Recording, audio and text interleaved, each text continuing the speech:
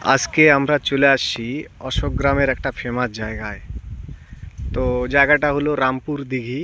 এইখানে একটা এই সাইডটাতে একটা মেলা লাগতো, একটা পীরস্থান আছে, পীরস্থান মেলা লাগতো। তো গত কয়েক বছর ধরে মেলাটা লাগে না।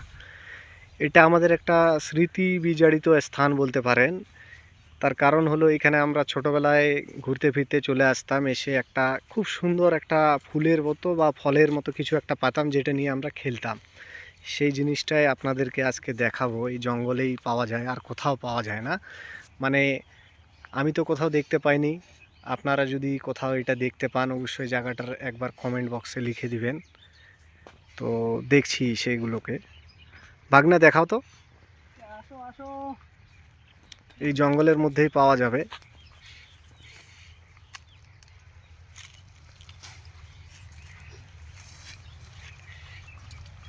দেখাও।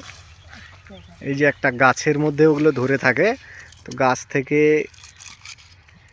এই যে এই ফলগুলো খুবই পাথরের মতো শক্ত হয়, এবং স্বর্ণকাররা 10-15 বছর আগের ঘটনা, যারা স্বর্ণকাররা এটা দিয়ে সোনার রতি হিসাব করতো, যে এটার ওয়েট এত। এই যে এই জিনিসটা কি, কারো নাম জানা থাকলে বলবেন, আমাদের তো জানা নাই, আমরা খেলতাম ছোটোবেলায়। তো এটা শুধু আমাদের অশোক গ্রামের রামপুর দিঘিতেই পাওয়া যায়, আর কোথাও পাওয়া যায় না। তো এই যে ব্যাপারটা, তো আরও দেখাচ্ছি আমি এইখানে গাছগুলো কিভাবে ধরে থাকে। দেখাও তো ভাগনা। এই যে এইভাবে ধরে থাকে, খুবই শক্ত, পাথরের মতো শক্ত। এই যে ধরে আছে।